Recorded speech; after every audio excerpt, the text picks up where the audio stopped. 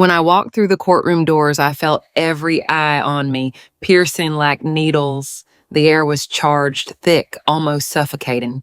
My son Julian sat next to his attorney in a gray suit that probably cost more than I spent in an entire month when he was a child. Beside him, Andrea, my daughter-in-law, wore an ivory dress she had surely chosen with care to look like the perfect victim of this whole ordeal. When she saw me enter, her eyes lifted towards the ceiling in that characteristic gesture of hers, that silent contempt she had perfected over the years. She rolled her eyes as if my mere presence were a personal offense, an inevitable nuisance on her perfect day. I heard an exaggerated sigh escape her lips, painted a coral shade that contrasted sharply with the artificial pallor of her face. Julian didn't even look at me. He kept his gaze fixed on the papers in front of him, as if I were transparent, as if I didn't exist. That indifference hurt more than any insult could. If you're watching this video, please like, subscribe to the channel, and tell me in the comments where you're watching my story of revenge from. I want to know how far it has reached. I walked slowly down the central aisle, feeling the weight of my 66 years not in my bones, but in my heart. Each step echoed in the expectant silence of the room. I wore a simple, neutral-colored suit, nothing ostentatious, nothing to draw attention. I never liked the noisy spotlight. I always preferred the silent power, the kind that doesn't need to shout to exist. I sat down in my spot, and that's when it happened. The judge entered the room, his black robe slightly billowing with his movement. He ascended the bench with that natural authority years of experience grant. He picked up the gavel, struck the wood once, and the sound resonated like contained thunder. He looked up to survey those present, making the routine visual sweep all judges perform before commencing. But when his eyes reached me, he stopped completely. His face changed in an instant. The professional, neutral expression transformed into something I couldn't immediately decipher.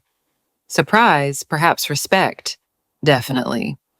His eyebrows went up, and I saw his fingers tighten around the gavel he held. There was an awkward silence, one of those silences that feel like hours but are only seconds.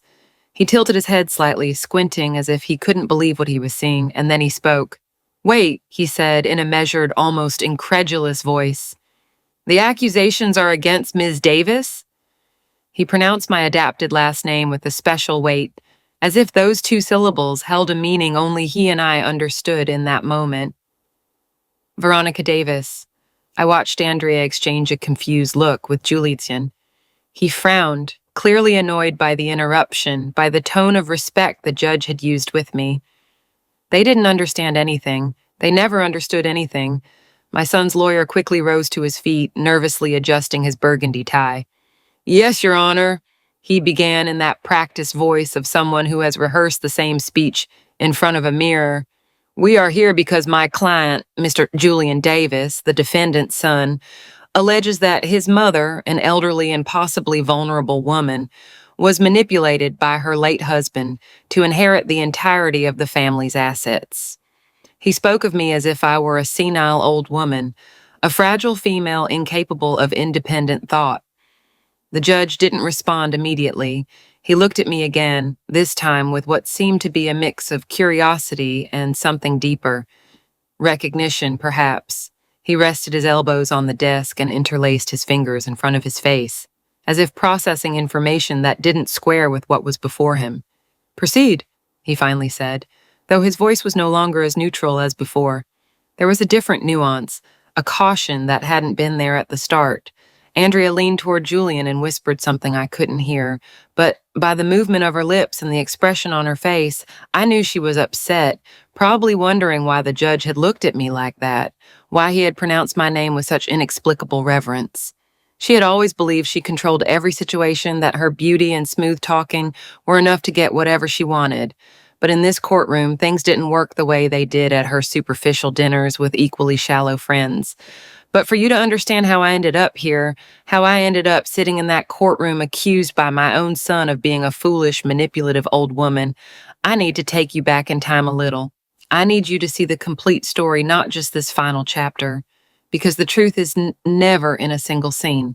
The truth is built with years, with decisions, with silences that hurt more than words, with absences that weigh more than any presence. It all began many years ago when I was a completely different woman. Well, not that different, because essentially I was always the same, but circumstances molded me, broke me, and rebuilt me so many times that sometimes even I didn't recognize the woman I saw in the mirror. I was 24 when I met Oscar. He was 30, ambitious, smart, and he had those eyes that made you feel like you were the only person in the world when he looked at you. I was finishing my law studies. I was at the top of my class. That's not arrogance, it's a fact. My professor said I had a bright future, that I would go far, that my name would be etched in important legal rulings. I was passionate about every case, every law, every argument. I spent entire nights in the library surrounded by heavy books and legal cases that I found fascinating. I dreamed of being a judge someday, of dispensing justice, of defending those who had no voice. But then Julian came along. He wasn't planned, but he wasn't unwanted either. When I saw those 2 lines on the pregnancy test, I felt a mix of terror and excitement I'd never experienced before. Oscar was happy, genuinely happy. He hugged me and told me we'd be the best family in the world. And I believed him. I believed him because I wanted to believe him, because at that moment, love made everything possible. I left the university 2 semesters short of graduating. 2 semesters, 6 months that separated me from the diploma I had pursued for years, from the future I had built with so much effort and sacrifice. But back then, it seemed like the right decision. Oscar was building his company, working 18 hours a day, and someone had to be home preparing the nest for our son. That someone was me. I didn't regret it then, I really didn't. When Julian was born, with his enormous eyes and perfect little hands, I felt that everything had been worth it. I held him in my arms and saw in him a new purpose, a different mission, but one just as important. Being a mother, I thought, was the noblest profession there was, and in many ways it is. But no one tells you the price you pay for that nobility. Oscar fulfilled his promise to get rich. In 5 years, his import company was already bringing in millions of dollars annually. We bought a huge house in the best neighborhood in town, with gardens that looked like they were straight out of a magazine and a pool that shimmered like a mirror under the sun. We had 3 cars, staff, a life that looked perfect from the outside, and in many ways it was. And Oscar loved me, I never doubted that. But there was something he didn't understand, something no man of his generation truly understood. I'd stopped being Veronica. I had become Oscar Davis's wife, Julian's mother, the perfect hostess for his business dinners. The woman who smiled in the Society magazine photographs in a champagne-colored dress and a pearl necklace that weighed as much as my silence. When someone asked me what I did, I replied that I was a homemaker, and I watched their eyes immediately lose interest as if I had said I did nothing at all. I truly wonder, if you were in my place, what would you do? Would you choose to be quiet to maintain peace, or would you dare to face everything to reclaim your voice? I want to know your opinion, because every story is like a candle that can light the way for someone else. Julian grew up spoiled. That's also a fact, not an opinion. We gave him everything he asked for and more than he needed. Imported toys, annual trips to Disney World, designer clothes, the best private school in the city. We thought that was how love was shown. How wrong we were. Love isn't measured in dollars or in gifts wrapped in shiny paper. It's measured in time, in presence, in real conversations. But by the time you realize that, sometimes it's already too late. By the time he was 16, Julian was already talking to me in that condescending tone that would later become his usual way of addressing me. "Mom, you don't understand how the world works," he'd tell me when I tried to advise him on something. "Mom, that was then. Things have changed." As if my 40-something years had turned me into a relic of the past, someone whose opinions no longer held value. And I stayed quiet, swallowing my words, because I didn't want to create conflict, because good mothers don't argue with their children, because I had learned to keep the peace at any cost. Oscar worked so much that I barely saw him. He came home late, ate dinner quickly, reviewed papers, and fell asleep in front of the TV. On weekends, he played golf with his partners or attended corporate events where I accompanied him like an elegant but dispensable accessory. Our conversations became transactional. "I need you to pick this up. Don't forget that." The bank called about the other thing. We became logistical partners, not spouses. But there was one person in that family who did see me. Gilbert, Oscar's father. He looked me in the eye when he talked to me.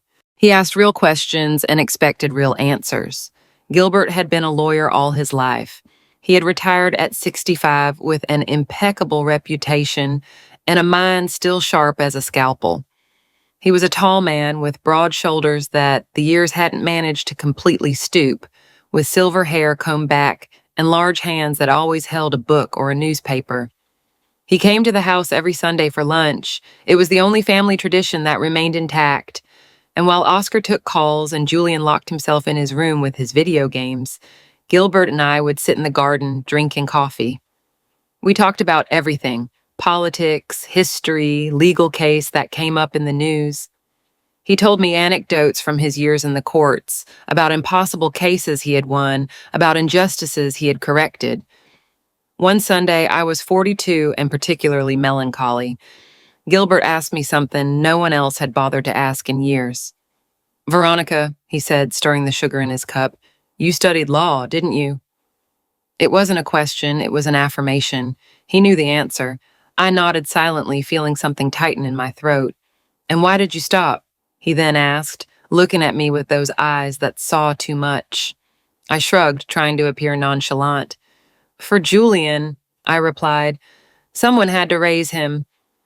Gilbert placed his cup on the table with more force than necessary. The sound echoed in the silence of the garden. "Veronica," he said, his voice firm but not harsh. "Raising a child is important, but losing yourself in the process is not." I stared at him, not knowing how to respond. No one had ever said anything like that to me before. No one had validated that feeling of emptiness I had spent years trying to ignore. "You had dreams," he continued. "You had a bright future, and you traded it for this." He made a sweeping gesture with his hand, encompassing the house, the garden, that entire life of appearances I had built. "I'm not saying it's wrong," he added quickly, "but tell me the truth. Are you happy?" The question landed on me like a stone. "Are you happy, Veronica?" 4 simple words no one had asked me in decades. I opened my mouth to give the usual lie. "Yes, of course, I'm happy. I have everything a woman could wish for." But the words didn't come out. Instead, I felt my eyes fill with tears I'd held back for years. Gilbert didn't say anything else. He just reached his hand across the table and covered mine with it. That simple gesture, that human contact full of understanding, broke something inside me. It was in that moment, in that garden bathed in the afternoon sun with the scent of the flowers I had planted, myself floating in the air, that I made a decision, not immediately, not dramatically, but a seed was planted within me that day, a seed that, over time, would grow into the woman who would sit in that courtroom years later, facing her own son. 3 months after that conversation with Gilbert, Julian turned 23 and announced that he had a girlfriend. Her name was Andrea. She worked as a publicist for an events company, and, according to him, she was the most incredible woman he had ever met. He brought her to dinner one Friday night. I remember that day perfectly because it was the first time I felt that chill of warning that I would later learn not to ignore. Andrea arrived in an emerald dress that fit her body like a second skin, towering heels that made her look taller than she was, and a perfume so intense you smelled it before you saw her enter. She had perfectly straightened brown hair falling over her shoulders, red lips that smiled too much, and eyes that analyzed everything with the precision of someone calculating the value of every object in the room. "Mrs. Davis," she said, shaking my hand with a brief, cold grip, "it's a pleasure to finally meet you. Julian has told me so much about you." A lie, I knew it instantly. Julian barely spoke of me to his friends, much less to his girlfriends. But Andrea had that special talent for saying exactly what people wanted to hear, even if her eyes said something completely different. During dinner, she monopolized the conversation. She talked about her job, the exclusive events she organized, the important people she knew, the expensive places she had been. Every sentence was a display of status, a reminder that she moved in circles she considered superior. When Oscar mentioned his company, Andrea leaned forward with sudden interest, asking detailed questions about invoicing, investments, growth projections. I watched her in silence, cutting my food into small pieces that I barely tasted. I saw Julian look at her with those infatuated eyes, as if she were the 8th wonder of the world. He didn't see what I saw. He didn't see the naked ambition behind every smile, the calculating coldness behind every rehearsed compliment, or maybe he did see it and simply didn't care. Sometimes desire blinds more effectively than any blindfold. "And what about you, Mrs. Davis?" Andrea suddenly asked, turning her attention to me like a spotlight finally finding its forgotten target. "What do you do?" The question was loaded with that fake curiosity that polite people use when they really aren't interested in the answer. "I'm a homemaker," I replied with the same phrase I had repeated thousands of times. "Oh," she said, and I watched her interest die instantly. "How lovely. Someone has to take care of the home, right?" The tone wasn't exactly derogatory, it was worse. It was condescending, as if she were speaking to someone who had chosen a small, unimportant life. Gilbert, who was sitting next to me, squeezed his napkin tightly. I noticed it out of the corner of my eye. He had also picked up on the veiled insult. "Veronica was one of the best law students of her generation," he said, his voice calm but firm. "She gave up her career to raise Julian." Andrea blinked, surprised for a second before regaining her perfect smile. "Oh, what a sacrifice," she said without a hint of sincerity. "But you know, those were different times. Now women don't have to choose between career and family. We can have it all." The implication was clear. I had been weak, old-fashioned, complacent. She was the modern woman, the one who did know how to balance everything. How easy it is to judge when you haven't lived the other person's circumstances. Julian and Andrea got married 8 months later in an ostentatious ceremony that cost more than $50,000. Andrea insisted on every detail, from the imported flowers to the designer dress that Oscar paid for without batting an eye. I helped with the preparations, of course. I made calls, coordinated vendors, solved last-minute problems. Andrea barely thanked me. To her, I was simply part of the support staff, someone whose job was to make her perfect day happen without a hitch. On the wedding day, as I watched my son recite his vows, looking at Andrea as if she were the only thing that mattered in the universe, I felt a profound sadness I couldn't name then. It wasn't just losing my son, which is what all mothers feel when their children marry. It was something darker, more definitive. It was seeing him choose to reproduce exactly the same mistakes Oscar and I had made. He chose a beautiful and ambitious woman, ignoring whether there was substance behind the facade. He chose shine over depth. After the wedding, visits became sparse. Julian and Andrea moved into a luxurious apartment downtown, decorated by a famous interior designer with furniture that cost more than a car. The first few weeks, they called often. They came to lunch on Sundays, but gradually the calls became less frequent. Lunches were canceled with last-minute excuses. "We're too busy. We have a commitment." Something came up at work. The only times the phone rang regularly was when they needed something. Money, almost always. "Mom, I need you to help me with this. Mom, could you talk to Dad about that? Andrea's business isn't doing so well. We need a loan. The car broke down. We need help with the down payment for the new one." Every call was a transaction. Never let a real conversation. They never asked how I was, what I was doing, if I needed anything. Oscar gave them the money without asking questions. He's 25 and he'd tell me when I suggested maybe we should set boundaries. He's establishing himself. He needs support. But I saw something different. I saw a man trying to buy his son's love with signed checks. I saw a son who had learned that his parents were an emotional ATM he could access whenever he needed it. Gilbert noticed it too. "You're creating a monster," he told Oscar one Sunday during lunch. Julian wasn't there, of course. He had canceled again. My husband frowned, annoyed by the criticism. "It's my money, Dad. I can give it to whoever I want." Gilbert slowly shook his head. "It's not about the money, son. It's about what you're teaching him. You're teaching him that everything can be solved with money, that there are no consequences for his decisions, that there will always be someone to bail him out." The argument escalated quickly. Oscar stood up, throwing his napkin onto the table. "I'm not going to take parenting lessons from anyone," he said in a harsh voice. "Not even from you." He left the dining room, leaving us in an awkward silence. Gilbert looked at me with those tired eyes that had seen too much. "I'm sorry, Veronica," he said softly. "I'm sorry my son didn't learn what I tried to teach him." That night, after Oscar fell asleep, I lay awake staring at the ceiling of our bedroom. The house was in absolute silence. the kind of silence that amplifies your thoughts until they become deafening. I thought about all the years I'd dedicated to creating a family, to maintaining a home, to being the perfect wife and mother. And for what? To have a son who only called me when he needed money, and a husband who saw me as part of the house inventory. It was that night that I made the real decision, not the seed Gilbert had planted months ago, but the complete, firm, definitive decision. I was going to reclaim my life. I was going to finish what I had left incomplete 2 decades ago. I was 43. It wasn't too late. It couldn't be too late. The next morning, I called the university. My heart was pounding so hard I thought it would jump out of my chest while I waited for them to answer. A secretary with a tired voice informed me that I would have to start almost from scratch. Too many years had passed, programs had changed, many of my subjects no longer counted. I would need at least 3 years to complete the degree.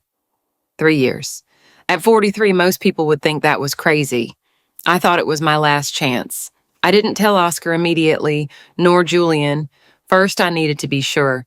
I needed to have everything planned. I spent weeks researching, consulting programs, calculating schedules. Classes were in the evening from 4 to 8 p.m. I could do it. Oscar never got home before 9, and Julian no longer lived with us. No one had to find out until I was ready to tell them. Gilbert was the first to know. He came over one Sunday and found me surrounded by university brochures that I quickly hid under a magazine when I heard his car arrive. But he was too observant. "What are you hiding there, Veronica?" he asked with a smile that indicated he already knew. I sighed and showed him the papers. His eyes lit up in a way I hadn't seen before. "That's the best news I've heard in years," he said. And then he added something that would change everything. "I'll pay your tuition." I tried to refuse, of course. "I can't accept that, Gilbert, and it's too much." He raised a hand to silence me. "Veronica, I'm 72 and have more money than I could ever spend in the rest of my life. Let me invest it in something that really matters. Let me invest it in you." There was so much genuine affection in his words, so much faith, that I felt tears starting to well up in my eyes. "This will be our secret," he said, winking at me. "For now." I enrolled a week later. On the first day of class, I felt ridiculous. I was 43 and surrounded by 20-year-olds who looked at me as if I were their lost mother wandering the campus. Some professors also looked at me with curiosity, wondering what a woman my age was doing there. But something extraordinary happened when classes began. I discovered that my mind was still as sharp as before, sharper even, because now I had life experience to give context to every legal theory. The cases we analyzed were no longer abstract to me. When we studied family law, I thought of all the couples I knew trapped in unhappy marriages. When we looked at wills and estates, I remembered the fights I had witnessed in families known for money and property. Every class was a revelation. Every book was a door open into a world I had forgotten existed. Oscar found out after 2 months. He came home early one night, and I wasn't there. I'd left his dinner prepared as always, but my absence disconcerted him. When I arrived at 8:30 with my books under my arm, he was sitting in the living room with a glass of whiskey waiting for me. "Where were you?" he asked. He didn't sound angry, just confused. "At the university," I replied. "I decided to finish my degree." There was a long silence. He looked at me as if I had said I had decided to join the circus. "Why?" he finally asked. The question hurt me more than he imagined. "Because I need something that is mine, Dennis Sitson," I answered. "Something that isn't just being your wife or Julian's mother. I need to be Veronica again." I expected resistance. I expected him to tell me it was foolish, that it was pointless at my age. But Oscar surprised me. "All right," he said after a moment. "If that's what you want, all right." It wasn't enthusiastic support, but it wasn't an obstacle either. It was neutral, resigned acceptance, as if he were saying, "Do what you want as long as it doesn't interfere with my life." And that was exactly what I planned to do. Not interfere, not cause problems, just reclaim the part of me I had buried under 2 decades of domesticity. Julian, on the other hand, didn't take it well when he finally found out. He came to visit us 3 months later, one of those rare occasions when he didn't need money. Andrea came with him wearing a salmon-colored ensemble that probably cost more than I spent on clothes in an entire year. I casually mentioned during dinner that I was studying. Julian stopped chewing and looked at me as if I had lost my mind. "Studying what?" he asked. Lawrence, I replied. I'm finishing in my degree. Andrea let out a laugh that she tried to disguise as a cough. Sorry, she said, sounding not sorry at all. I don't know, I find it curious. Why do you need a degree at your age? You're not going to work, are you? The question carried so much hidden venom that even Oscar noticed the tone. Andrea, he said in a low voice, that's not appropriate. She shrugged. I'm just saying what everyone's thinking. It's a bit late for career changes, don't you think? Julian said nothing in my defense. He just kept eating, avoiding my gaze. That was the confirmation I needed. My own son thought the same as his wife. He thought I was too old, too irrelevant, too useless to have ambitions of my own. I calmly got up from the table. I picked up my plate, even though I had barely touched the food. Excuse me, I said. I have to study for an exam tomorrow. I left them in an awkward silence that didn't bother me at all. The next 2 years were the most intense of my life. I studied every afternoon, every night, every weekend. Gilbert became my confidant, my mentor, my biggest cheerleader. He came on Sundays and we discussed cases, reviewed legal concepts, debated interpretations of laws. He was genuinely thrilled with my progress.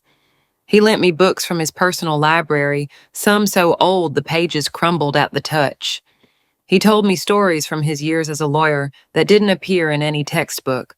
Oscar maintained his neutral distance. He didn't obstruct, but he didn't participate either. He never asked how I did on an exam. He never wanted to know what I was studying. It was as if he had decided to tolerate this new facet of me without truly seeing it. Julian and Andrea disappeared almost completely from our lives. They only called when they needed money, which was happening more and more often. Andrea's event company was in constant trouble. She always needed capital for this project or that important client. I graduated with honors at 46. The ceremony was small, modest, but for me it was the most important day of my life since Julian was born. Gilbert was in the front row, applauding with tears in his eyes. Oscar came too, sitting next to him, smiling politely, but not really understanding what that moment meant to me. Julian and Andrea sent a message. Congrats, Mom. Busy today. We'll celebrate later. That later never came, but I didn't need their validation. I had my degree, I had my recovered pride, and I had plans. Tell me whether you have parents, grandparents, or older family members who deserve more respect than they currently receive from their families. Alternatively, tell me if you yourself are going through a situation in which you're not appreciated as much as you truly deserve. Gilbert helped me secure an internship at a respectable law firm in Manhattan. Nothing ostentatious, nothing too attention-grabbing. I didn't want the spotlight. I just wanted to practice, learn, grow. I worked part-time, 3 days a week. It was enough to keep me busy without completely neglecting the house. Although honestly, I no longer cared so much if the house was perfect or not. I discovered that I was good, very good. The firm's partners started assigning me more complex cases. My age, which Andrea had considered a disadvantage, turned out to be my greatest asset. Clients trusted me. They saw me as maternal, trustworthy, wise. They didn't know that inside, I felt like that 24-year-old girl who had abandoned her dreams, finally having the opportunity to live them. Gilbert was proud. I saw it in his eyes every time we talked about my work.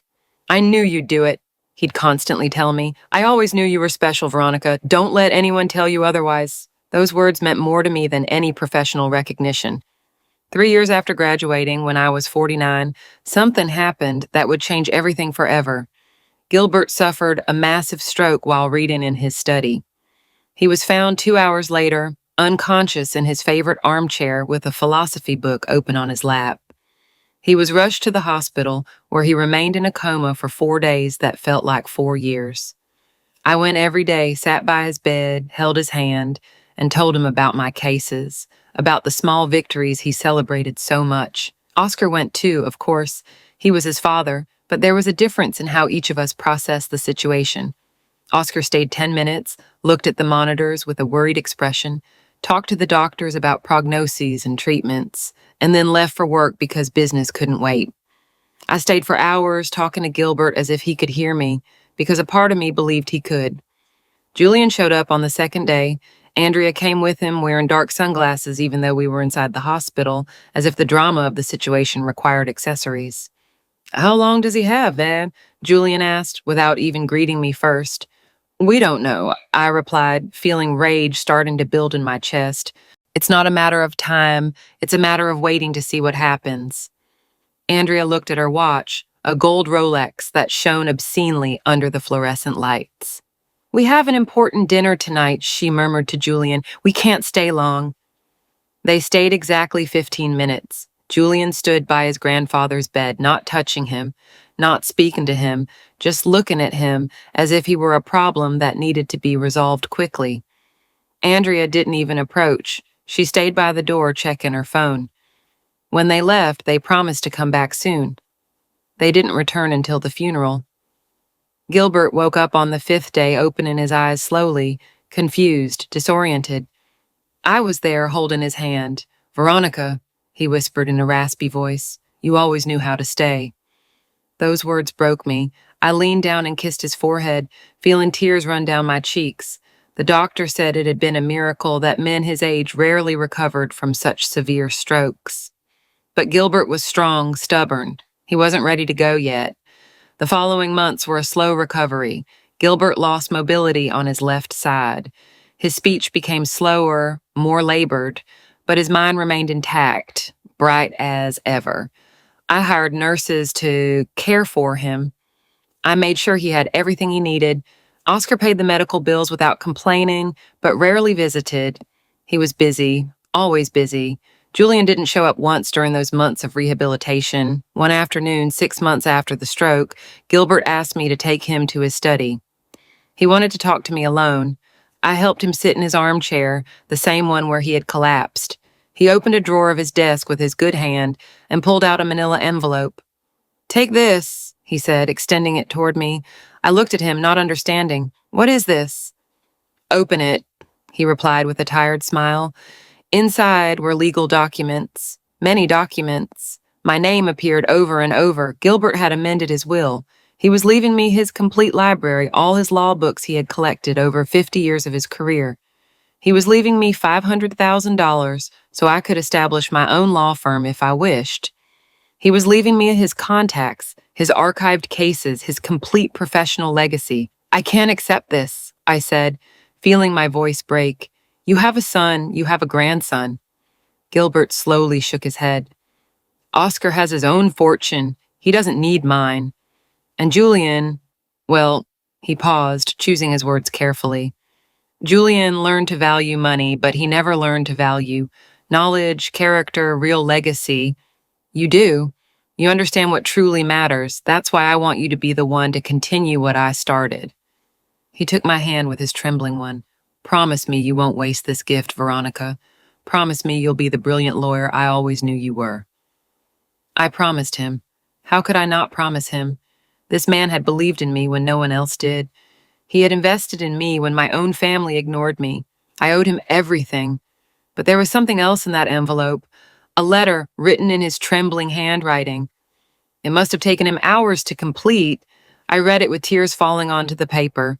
The letter said, "Beautiful, painful, true things." It told me I had been the daughter he always wanted to have, that he was proud of me in ways he had never been proud of his own son, even though he loved Oscar with all his heart. It told me he had seen how I'd sacrificed myself, how I'd lost myself, and how I had finally found myself again. It told me not to let anyone, not even my own family, extinguish that light that had reignited within me. The letter ended with a line I still remember word for word. "The true legacy is not the money you leave. It is the difference you make in the lives you touch." Gilbert passed away 3 weeks after giving me that letter. He died peacefully in his sleep, surrounded by his beloved books. The funeral was large because he had been a respected man in the legal community. Judges, lawyers, professors, old clients, everyone came to pay their respects. They all shared stories about how Gilbert had helped them, inspired them, guided them. I remained silent during the ceremony, containing a pain that was so profound I had no words to express it. Julian arrived late for the funeral, of course. Andrea accompanied him, wearing a tight black dress that was too revealing for a funeral, but she never understood the concept of appropriate. They stood at the back, whispering to each other, checking their phones. When the ceremony ended, Julian approached Oscar. "We need to talk about Grandpa's will," he said, without even feigning sadness. "What did he leave me?" Oscar looked at him with an expression I couldn't decipher. Tiredness, perhaps disappointment. Definitely. "We'll see at the reading of the will," he replied. Julian wasn't satisfied. "But I have a right to know. I'm his only grandson." Oscar didn't respond. He simply walked away from Julian, leaving the words hanging in the air. The reading of the will was a week later. Gilbert's lawyer, an older man named Avon who had been his partner for decades, gathered us all in an office that smelled of old wood and antique books. Oscar was there, I was there, Julian and Andrea were there. Ivan opened the document with solemnity and began to read. Gilbert left the majority of his estate to Oscar, as expected. The house, the investments, the main bank accounts. But when Ivan read my name, the atmosphere in the room changed. "To my daughter-in-law, Veronica Davis, I leave my complete library, my collection of legal cases, and the sum of $500,000 for her to establish her own legal practice." There was a stunned silence. Julian stood up so quickly that his chair fell backward. "What?" he shouted. "That can't be legal. She's not blood family." Ivan looked at him with a cold expression he must have practiced over decades of dealing with disgruntled heirs. "Ms. Davis is family by marriage, and your grandfather had every right to leave his estate to whomever he wished. The will is completely legal and valid." Andrea leaned toward Julian, whispering furiously, "That's our money. It should be ours." "He never gave us anything because you never earned it," Oscar said, his voice low but firm. "My father gave that money to Veronica because she deserved it." Julian and Andrea stormed out of that office like hurricanes of contained rage. They didn't say goodbye. They didn't even look at me. They just left, leaving a trail of venom in the air. On the way home, Oscar drove in silence.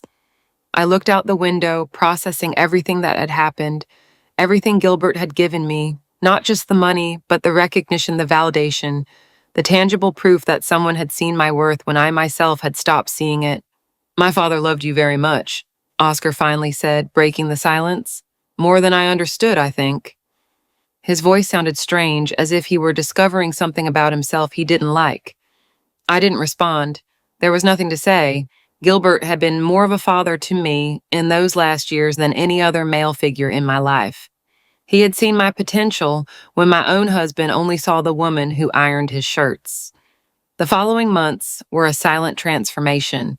I used Gilbert's money exactly as he had wanted. I established my own law office, not something or ostentatious, just a small office in a discreet downtown building. I hired an assistant, a young woman named Mariana, who reminded me of myself at that age, full of dreams and ambition. I started taking cases, small ones at first, then more complex ones. My specialty became family law and wills, estates. I knew that territory better than anyone. I had lived its tragedies from the inside. Oscar didn't say much about my new business. He accepted it with the same neutrality with which he had accepted everything else. But something had changed between us. There was a distance that hadn't existed before, or maybe it had always existed and I was only just noticing it. We ate dinner together in silence. We slept in the same bed without touching. We were two strangers sharing a space, nothing more. Julian and Andrea disappeared completely for almost a year. Not a call, not a visit, not even a message on my birthday. It was as if they had decided to punish me with their absence, without understanding that their absence was more of a gift than a punishment. For the first time in decades, I could breathe without feeling the weight of their expectations, their demands, their constant judgments. But peace never lasts forever. Oscar started feeling unwell one Tuesday afternoon. Chest pain, difficulty breathing. We thought it was indigestion, stress from work. He took an antacid and went to bed early. At 3 a.m, his groans woke me up. He was pale, sweating, clutching his chest with both hands. I called the ambulance. The paramedics arrived in 8 minutes, which felt like 8 hours. "Massive heart attack," the doctor said at the hospital. "We need to operate immediately." I signed the papers with trembling hands. I watched them wheel him away on that gurney connected to machines that beeped and flashed. I called Julian. No answer. I left him a message. Your father is in the hospital. It's serious. Please come. 3 hours passed before he called me back. What happened? He asked in a sleepy, annoyed voice. It's 6 in the morning, Mom. Your father had a heart attack. He's in surgery right now. There was a pause. I'll be there in an hour, he finally said. But he didn't arrive in an hour. He arrived 4 hours later when Oscar was already out of danger, awake, weak, with tubes coming out of his body and monitors tracking every beat of his tired heart. Andrea came with him, of course, wearing ripped designer jeans and a lavender blouse that probably cost more than a nurse's monthly salary. How is he? Julian asked, looking at his father with an expression I didn't know if it was genuine concern or simple social obligation. Stable, I replied. The doctors say he was lucky. He'll need to completely change his lifestyle, reduce stress, eat better, exercise. Julian nodded distractedly. And the business, he asked. Who's going to run the company? There it was, the real question, the only one that truly mattered to him. That will be decided later, I said in a dry voice. Right now, the important thing is for your father to recover.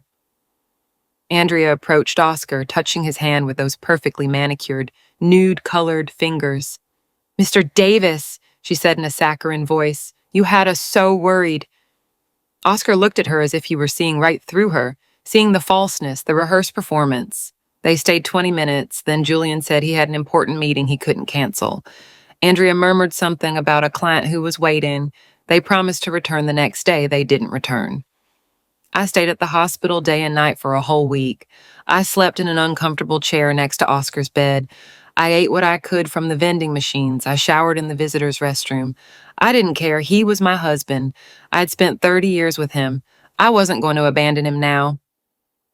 During those days and nights in the hospital, Oscar and I talked more than we had in years. Real, real, deep, painful conversations. He told me things he had never said. He told me he regretted letting me lose my dreams. He told me he had been an absent husband, a mediocre father. He told me Gilbert had been right about Julian, that they had created a spoiled, ungrateful son who only saw them as sources of resources. I love you, Veronica, he told me one night with tears in his eyes. I've always loved you, but I never knew how to love you the way you needed. I never truly saw you. Forgive me. I took his hand that had signed so many checks for our son, that had worked tirelessly to give us a comfortable life, that had never learned to express affection without an attached price. I forgive you, I told him. And it was true. I forgave him because I understood that he, too, had been a victim of his own limitations, of his own incomplete emotional education. Oscar left the hospital 2 weeks later. We arrived home and found that nothing had changed. The house was exactly as we had left it, clean and tidy thanks to the cleaning service we hired. But it felt different, colder, emptier, as if the heart attack had revealed something that had always been there, but we refused to see. This house is too big for the two of us, Oscar said, looking around. It always was. The following months were a slow recovery. Oscar followed the doctor's orders religiously. He stopped working 16 hours a day, delegated responsibilities, hired a general manager to handle the daily operations of his company. We started walking together in the mornings, half an hour, every day around the neighborhood. I cooked healthy meals, no salt, no fats, everything measured and weighed as if it were an exact science. Julian called occasionally, always asking about his father's health, always sliding in questions about the company, about the finances, about the future. Andrea sent text messages with heart emojis and empty phrases about hope and recovery. Neither of them came to visit us during those months. They were busy, always busy, with their own unspecified problems that always implied a need for money.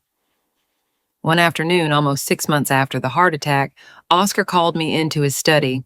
He had papers scattered on his desk, legal documents I recognized immediately. My will, he said without preamble.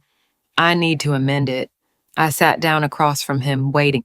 I want to leave you everything, Veronica. The company, the properties, the investments, everything. You're the only person in my life who never asked me for anything. the only one who stayed when there was nothing to gain by staying. I tried to protest. Julian is your son. He has a right. Oscar shook his head firmly. Julian will have what I decide he should have, nothing more. And I decided that what he should have is a lesson, not a fortune. I'll leave him enough to live comfortably if he learns to manage it. But the bulk of my estate goes to you. You deserve it. You earned it with every year you spent sacrificing yourself for this family. I didn't know what to say. A part of me felt it was right that after everything I had given, I deserved something in return. Another part of me feared Julian's reaction, the inevitable conflict this would cause. Oscar saw my doubt. Veronica, he said, taking my hands in his, for once in your life, accept something without feeling guilty. You have spent decades taking care of everyone but yourself. Let me do this. Let me show you that I finally understood. I nodded with tears in my eyes. All right, I whispered. Do what you think is right. Oscar smiled, a sad but genuine smile. He called Ivan, the same lawyer who had handled Gilbert's will. A week later, the documents were signed, notarized, filed. I was the universal heir to everything Oscar Davis had built during his life. Julian would receive $250,000, enough to start something of his own if he had the discipline to do so. Andrea received nothing. She was not blood family according to the will. I never imagined I would have to use those documents so soon. Oscar seemed to be improving. He was healthier, happier, more present than ever. We talked about future plans, about traveling together, about seeing places we had always postponed, about building a second phase of our marriage, a better, more conscious one. But fate had other plans. Oscar suffered a second heart attack one Tuesday morning while we were having coffee in the garden. One moment he was smiling, telling me an anecdote about a new employee. The next, he was clutching his chest and falling out of his chair. I called the ambulance. I screamed his name. I tried to remember the resuscitation techniques I had seen in movies, but it was no use. By the time the paramedics arrived, Oscar was gone. Oscar's funeral was even larger than Gilbert's. Business owners, partners, employees, clients. Everyone came to pay their respects to the man who had built an empire from scratch. I sat in the front row, dressed in black, my heart so numb I couldn't even cry. I had cried so much in the previous days that I had no tears left. There was only a deep emptiness, a feeling that everything I had known for 30 years had just vanished. Julian sat next to me with Andrea. For the first time in years, my son hugged me when he saw me. It was a brief, awkward hug, but it was more physical contact than we had had in a decade. I'm so sorry, Mom, he whispered, his voice cracking. Me too, I replied, and it was true. I didn't just regret Oscar's death, I regretted everything we hadn't been, everything we could have been if we had made different decisions. During the wake, Andrea clung to me like she never had before. She brought me water, asked if I needed anything, touched my arm with gestures that pretended to be comforting. It was so fake, it was almost comical, but I was too tired to confront her, too emotionally exhausted to point out her hypocrisy. I simply nodded and murmured thank you as I looked at the closed casket where the man with whom I had spent half my life lay. After the funeral, Ivan asked me to see him in his office. It's about Mr. Davis's will, he said in a professional but kind voice. We need to have the official reading. We scheduled the appointment for a week later, time that was supposedly to allow the family to process the grief. But I knew it was to allow people to prepare for the inevitable fight over money that would come. During that week, Julian visited me 3 times. 3 times in 1 week when he had gone months without seeing me. He came with different pretexts. He wanted to make sure I was okay. He needed some papers of his father's. He wanted to talk about the funeral arrangements. But I saw through every excuse. He was nervous, anxious, calculating how much he would receive from his father's inheritance. Andrea was less subtle. On their 3rd visit, while we were having tea in the living room, she dropped the question as if it were nothing. Mrs. Davis, she said in a sweet, false voice, do you have any idea how Oscar left his affairs? Just so we can be prepared, to know how to proceed with the company and all that. I looked her straight in the eye. Oscar left everything in order, I replied without giving more details. Everything will be clarified at the reading of the will. I saw her jaw tighten slightly, the only sign of frustration on her perfectly made-up face. Of course, she said, forcing a smile. We just wanted to help, you know? These processes can be complicated and you don't have business experience.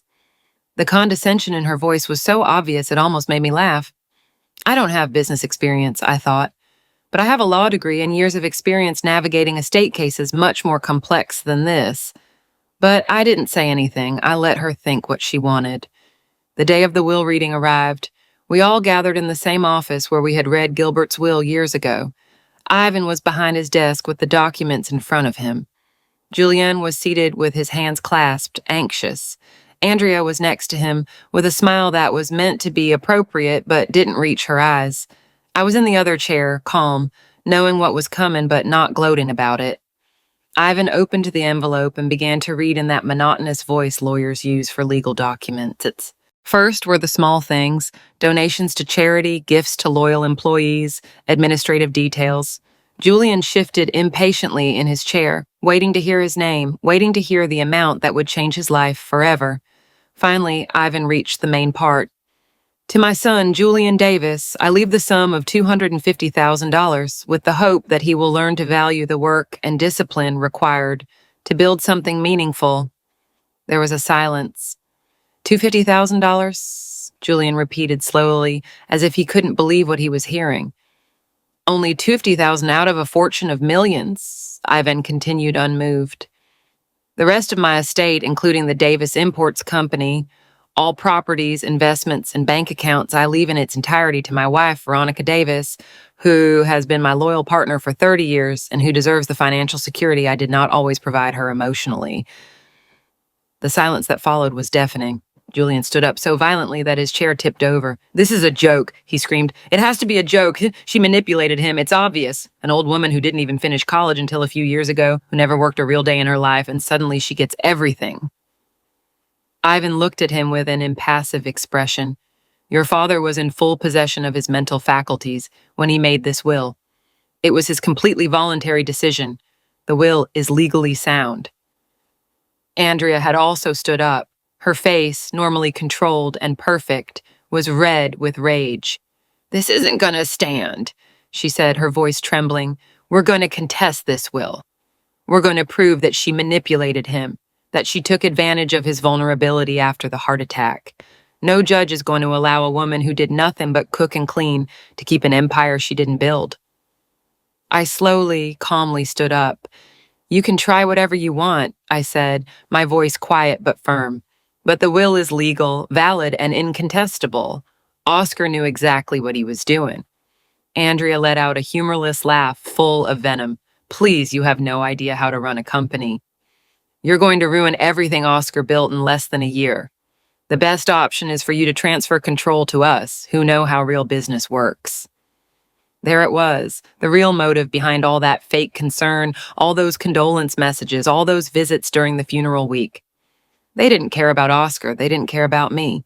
They just wanted the money, the power, the control.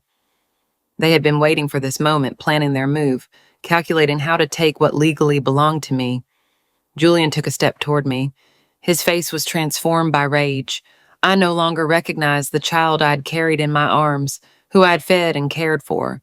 That child had turned into a stranger consumed by greed. "I'm not going to let you get away with this," he hissed. "I'm going to fight this until the end. I'm going to prove you manipulated my father, that you took advantage of a sick, vulnerable man." "Do it," I replied, looking him straight in the eyes.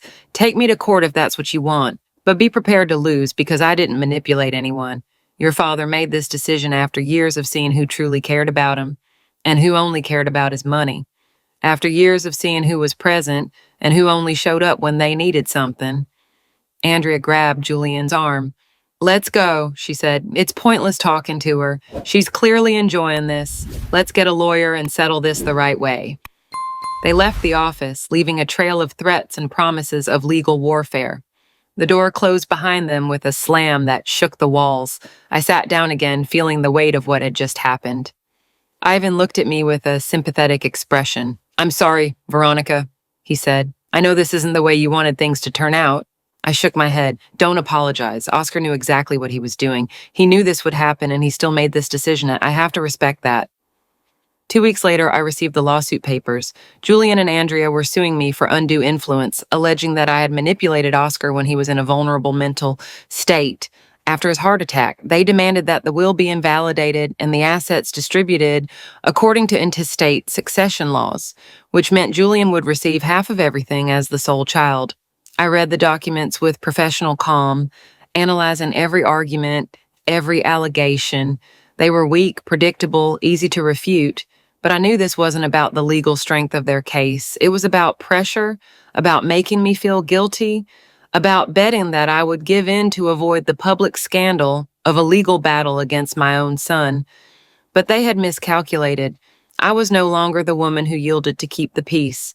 I was no longer the one who swallowed her words to avoid conflict. I hired the best litigation lawyer I could find. His name was Marcus, and he was 58, had an impeccable reputation, and a 92% win rate in estate cases. We met in my office. I spread all the documents over my desk and told him the entire story without omitting anything, every painful detail, every abandonment, every call that only came when they needed money. Marcus listened attentively, taking occasional notes, nodding at the right moments. When I finished, he leaned back in his chair and looked at me with a thoughtful expression. "Veronica," he said, "this case is solid. The will was executed with all legal formalities. Oscar was in full possession of his faculties, and we have medical documentation to prove it. Plus, I understand you're a lawyer." I nodded. "I specialize in family law and wills/estates." A slow smile spread across his face. "Then you understand exactly how weak your son's case is. They're betting you'll be intimidated, that you won't want to go through the public scandal. But if you're willing to fight, we'll demolish them in court." The word demolish felt strong, almost violent, but there was a certain justice in it, too. They had chosen this path. They had decided to turn the pain of losing Oscar into a legal battle. I was simply going to defend myself. We spent the following weeks preparing the case. We gathered evidence, phone records showing Julian's lack of communication with me for years, except when he needed money. Bank transfers documenting every loan, every payment, every financial rescue Oscar had made. Testimonies from company employees confirming that I had been present at the hospital every day during Oscar's recovery while Julian barely showed up. We also had something more powerful, Oscar's complete medical history. Psychological evaluations done after his heart attack, confirming he was mentally competent, lucid, capable of making complex decisions. We even had a video recording Oscar had insisted on making when he signed the will, explaining his reasons in his own voice, with his own words. In that video, Oscar looked tired but resolute. "My son Julian will receive $250,000, he said, looking directly at the camera. "It's a generous amount that will allow him to start his own path if he learns discipline and work. But the rest of my estate goes to my wife, Veronica, who sacrificed her career to raise our son, who stood by me in my worst moments, who never asked me for anything, but deserves everything." When I saw that video for the first time, I cried. I cried for the man Oscar had been, and for the man he finally became in his last months. I cried for the lost years and for the final moments that were genuine. I cried because in that video, I saw the love that had always been there, but which neither of us had known how to express correctly until it was almost too late. Meanwhile, Julian and Andrea hired their own lawyers, an expensive, aggressive firm known for winning difficult cases through intimidation tactics. They started a smear campaign. They leaked information to the press about the millionaire's widow who had manipulated her dying husband. Some tabloids published articles with sensational headlines: "Uneducated homemaker inherits business empire. Disinherited son fights for justice." My clients began asking me about the articles. Some were concerned, others curious. Mariana, my assistant, was furious. "How dare they?" she said, reading the articles on her phone. "This is pure defamation. We should sue them too." I calmly quieted her. "Let them," I said. "When we get to court, the truth will come out. Lies only work when there's no evidence to contradict them." But the smear campaign did have an effect. Some clients canceled their cases with me, saying they didn't want to be associated with public scandals. Some acquaintances stopped returning my calls. The neighborhood where I had lived for years suddenly felt hostile, full of curious stares and whispers behind my back. It was as if I had done something wrong, as if defending what legally belonged to me were a crime. I received anonymous calls in the middle of the night, distorted voices telling me to give up the inheritance, to leave what wasn't mine, that a woman like me didn't deserve so much money. Some messages were more specific, threatening to expose secrets that didn't exist, promising to ruin my professional reputation. I changed my phone number twice. I installed security cameras at my house. For the first time in my life, I felt genuinely afraid. Marcus assured me that this was normal in high-profile cases. They're trying to break you emotionally before you get to court, he explained. If they get you to give up, they win without even fighting. But if you stand firm, if you show them they won't intimidate you, they'll eventually realize they're going to lose. So I stood firm. I kept working, kept living, kept preparing for the trial. The trial date was set for 6 months after the lawsuit. 6 months of constant attacks, endless stress, sleepless nights wondering if I was doing the right thing. 6 months of questioning whether it was worth fighting, whether it wouldn't be easier to just divide the inheritance and end all this. But every time I considered giving up, I remembered Gilbert's words. The true legacy is not the money you leave. It is the difference you make in the lives you touch. Oscar had made a conscious decision. He had chosen to reward me for decades of sacrifice, of presence, of unconditional love that never expected anything in return. If I gave in now, if I let Julian and Andrea intimidate me into giving up that inheritance, I would be saying Oscar was wrong. I would be saying my sacrifice was worth nothing, and that was something I couldn't do. A week before the trial, Andrea tried one last move. She called me directly, bypassing the lawyers. "Mrs. Davis," she said in a voice that was meant to be conciliatory, "we need to talk woman to woman without lawyers involved. We can resolve this civilly." I agreed to meet her more out of curiosity than any hope of resolving anything. We met at a neutral coffee shop, a public place where I knew she couldn't make a scene. Andrea arrived punctually, dressed in a pearl gray suit that screamed money and power. She sat across from me with a smile that didn't reach her eyes. "Look," she said, getting straight to the point, "let's be realistic. You don't know how to run a company. You have no business experience. In 6 months, you're going to ruin everything Oscar built. The company will collapse and everyone will lose, including you." I continued sipping my coffee in silence, letting her talk. "I have a proposal," she continued, leaning forward. "Give me operational control of the company. You can keep the properties with a generous amount of cash. Let's say $2 million. That's more than you ever dreamed of having. And we'll take care of the business. Everyone wins." I looked her straight in the eye. "And what does Julian gain in this?" I asked. "Because something tells me this isn't his idea." Andrea had the decency to look slightly uncomfortable. "Julian gets what's due to him as a son. The company his father built, the family legacy. It's only fair." I slowly shook my head. "What's fair is what Oscar decided. He knew exactly who you both were. He knew you only cared about the money. That's why he made the decision he made. Andrea, your facade of concern doesn't fool me. It never fooled me." Her face hardened. The gentle mask completely fell away. "You're making a mistake," she said in a cold voice. "In court, we're going to destroy you. We're going to prove you're a manipulator, an opportunist who took advantage of a sick man. When we're done with you, there won't be anything left of your precious reputation." I stood up, leaving money on the table to pay for my coffee. "Try it," I said. "I'll see you in court." I left that coffee shop feeling something I hadn't felt in months. Clarity, absolute determination. There were no more doubts, no more guilt. I was going to fight with everything I had. I was going to win not just for myself, but for Oscar, for Gilbert, for all the versions of myself that had been ignored and underestimated for decades. And so we arrive at the day of the trial, the moment I walked through those courtroom doors and saw Andrea roll her eyes when she saw me enter, the moment the judge stopped when he saw me, when his face changed from neutral to surprised, when he said those words that made the whole room tense up.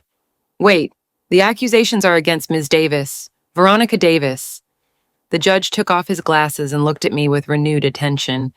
Ms. Davis, he said, his voice containing something that hadn't been there seconds before. You're the lawyer, Veronica Davis, who handled the Martinez versus State case 3 years ago? It wasn't a question. It was an affirmation seeking confirmation. I nodded slightly. That's me, Your Honor. I watched the color drain from Andrea's face. I watched Julian lean toward his lawyer, whispering frantically. They didn't know. They never knew. To them, I'd always been just Mom, just Dad's wife, just the unimportant homemaker who cooked and cleaned. They never bothered to find out what I had done with my life after they stopped paying attention to me. They never asked. They never investigated. The Martinez case had been one of my biggest triumphs. A 60-year-old woman who had been defrauded by her own family, stripped of her pension and her home through fraudulent documents. I had taken the case pro bono. I had fought for 2 years against corporate lawyers with unlimited resources and had won. Not only did I recover everything they had stolen, but I managed to have those responsible criminally prosecuted. The case had been in all the legal newspapers. It had set important precedents. The judge was the same magistrate who had overseen that case. He remembered my work. He remembered my tenacity. He remembered how I had dismantled every defense argument with surgical precision, and now he saw me on the other side, being accused of exactly the same type of manipulation I had fought against years ago. The irony was so obvious I could almost taste it. Proceed, the judge finally said, though his tone had completely changed. There was no longer that bureaucratic neutrality. There was interest, curiosity, perhaps even anticipated respect for what he was about to witness. Julian's lawyer rose, clearly disconcerted by the exchange he had just witnessed. He began his opening argument with less confidence than he had probably planned. He spoke of a vulnerable woman who had been seduced by the promises of a rich man. He spoke of a loving son who only wanted to protect his father's legacy. He spoke of emotional manipulation, of taking advantage of a man on his sickbed. Every word was a carefully constructed lie designed to make me look like a villain.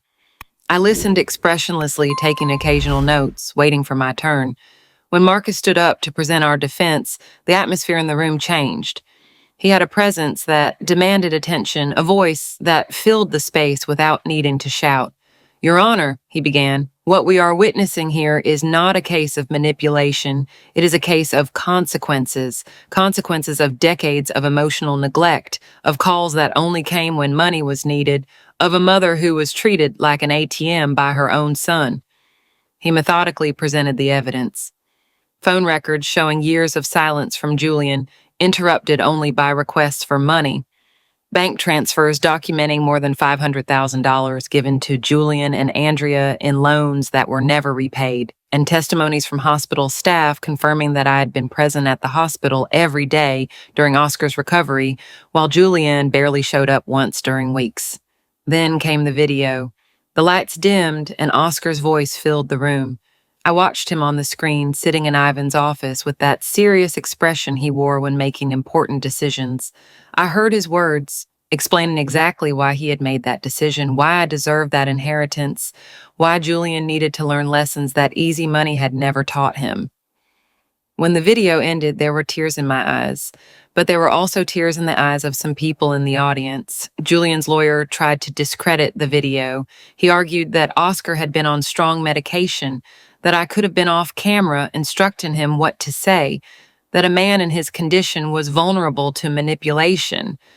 But Marcus was prepared. He presented the complete medical records, psychological evaluations done the same day as the video, confirming that Oscar was completely lucid, with no medication effects that could impair his judgment. Then came the testimonies. Employees from Oscar's company spoke about how I had visited the office during his recovery, how I had asked intelligent questions about operations and finances, how I had shown genuine interest in understanding the business I would eventually inherit. Oscar's personal accountant testified that he had been preparing me for months, teaching me about investments and management, ensuring I could handle the fortune responsibly. They even called some of my own clients. A woman who had been in a situation similar to mine testified about how I had fought for her, how I had recovered what her family had stolen. A man whose father had been unjustly declared incompetent spoke about my professional integrity, about how I had refused bribes and pressures to stay on the right side of justice. When it was time for closing arguments, Julian took the stand. His lawyer had advised him to show emotion, vulnerability, the pain of a son who had lost his father and was now also losing his inheritance. But Julian was not a good actor. His words sounded rehearsed, fake. "My father was my hero," he said, his voice attempting to break. "I always wanted to follow in his footsteps, continue his legacy, and he pointed toward me accusatorily, she stole that opportunity from me." Marcus demolished him in the cross-examination. "How many times did you visit your father in the hospital after his first heart attack?" he asked. Julian hesitated. "I don't know, several times." Marcus presented the hospital visitation records. "Once, Mr. Davis, you visited him exactly once in 3 weeks of hospitalization." Julian turned pale. "I was busy with work," he mumbled. "And how much money did your father loan you in the last 5 years?" Again, Julian hesitated. "I didn't keep exact track." Marcus smiled humorlessly. $500,000 documented in transfers that were never repaid. Do you call that a loan, or do you call that a subsidy for a lifestyle you couldn't sustain? The room was in absolute silence. Julian had no answer. He lowered his gaze in defeat and was excused from the stand. When it was my turn to testify, I walked up calmly. I swore to tell the truth and sat down, looking directly at the judge. Marcus asked me basic questions first, establishing my history, my sacrifice, my abandoned and then recovered career. Then he got to the important question. "Ms. Davis, did you manipulate your husband into changing his will in your favor?" "No," I replied, my voice firm and clear. "Oscar made that decision completely alone. I didn't even know he had changed his will until after his death. He told me days before he passed away, but by then it was already done. He explained his reasons, and I respected them because they were his reasons, not mine." Julian's lawyer attacked me in the cross-examination. He tried to make me look calculating, cold, opportunistic, but I had spent years in courtrooms. I knew how to remain calm under pressure. After 3 days of testimonies, evidence, and arguments, the judge announced he would deliver his verdict in 1 week. That week was eternal. I spent nights awake, reviewing every moment of the trial, wondering if I had done enough, if the truth had been clear enough.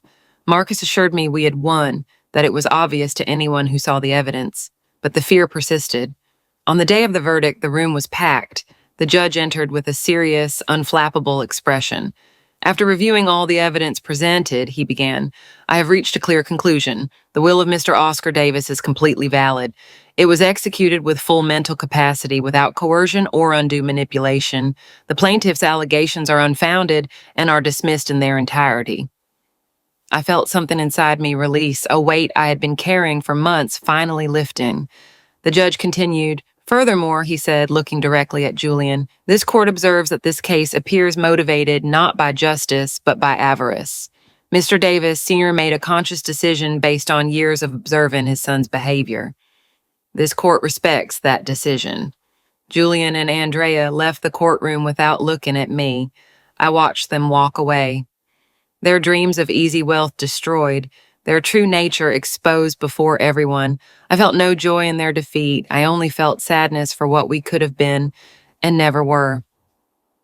That night, alone in the house that was now completely mine, I sat in the garden where I used to have coffee with Gilbert. I looked at the stars and felt his presence and Oscar's too.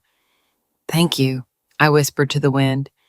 Today, 2 years later, I manage Oscar's company with the help of competent managers. I created a foundation in Gilbert's memory that helps older women with legal cases they can't afford. I still take cases at my law firm, fighting for those who have no voice. Julian sent me a message 6 months ago. It just said sorry. I didn't reply. Some wounds are too deep. Some bridges are burned beyond reconstruction. Maybe someday we can talk, maybe not. But I learned that family is not who shares your blood. It is who shares your life. The legacy Gilbert and Oscar left me was not the money. It was the lesson that it is never too late to reclaim yourself.